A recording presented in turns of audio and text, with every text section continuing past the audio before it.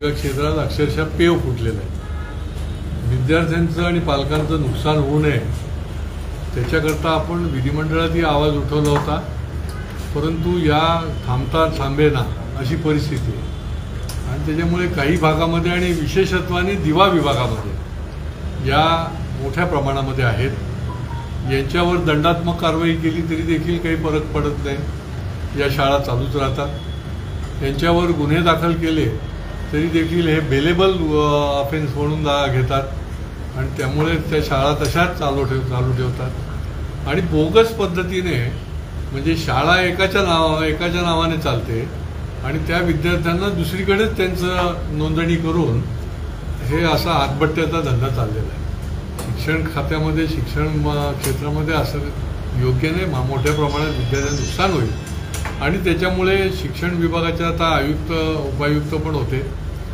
तर non bailable offence याच्यामध्ये जर दाखल केला तर याच्यावर मोठ्या प्रमाणामध्ये आळा बसेल।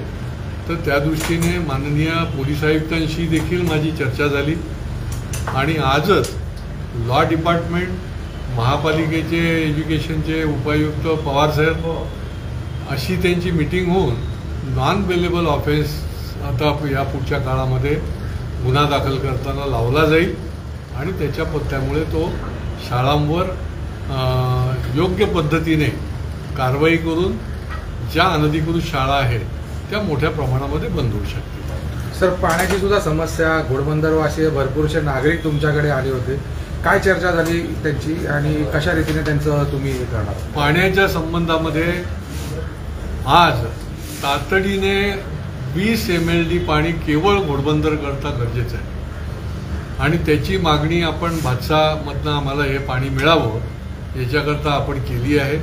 त्याचा पाठपुरावा मी आता उद्याच करणार आहे की जेणेकरून हे वेळोवेळी जे निरनिराळ्या भागामध्ये म्हणजे आज बघा की एकीकडे मोठे मोठे कॉम्प्लेक्स, मोठ्या मोठ्या इमारती होत आहेत। हिरानंदानीमध्ये तिथली लोक आली होती, लोधा अमारामधली आली होती, फार ओळ्या भागामधले देखील या ठिकाणी तिथे ओम साई प्लाझा आहे, त्या ठिकाणच्या मी व्हिजिट पण केली होती। त्या ठिकाणी त्यांनी मला बोलवलं होतं आणि अक्षरशः हा मध्यम वर्गातला माणूस जो आहे तो टँकरवर जगतोय हो, त्याला टँकरचे पैसे भरायला लागतात। म्हणजे एकीकडे बँकेचा MRI, दुसरीकडे टँकरचे पैसे आणि रोज 50-50 हजार रुपये जी आहे ती आज पाणी खात्याच्या लोकांबरोबर बसून आम्ही जरी केली असली तरी ही कायमस्वरूपी नाही आहे।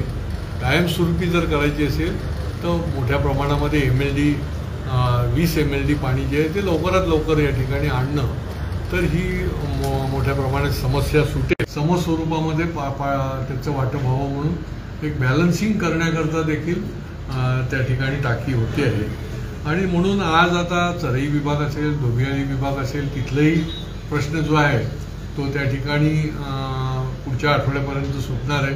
काही ठिकाणी टेक्निकल प्रॉब्लेम आहे आणि काही ठिकाणी मुळातच म्हणजे आडात नाही तर पोऱ्यात कुठून येणार असं जे आपण म्हणतो तशी परिस्थिती आहे। तर त्याच्याकरता देखील आपले प्रयत्न चालू आहेत आणि ते तातडीने हे पाणी येण्याच्या दृष्टीने प्रयत्न करतोय आणि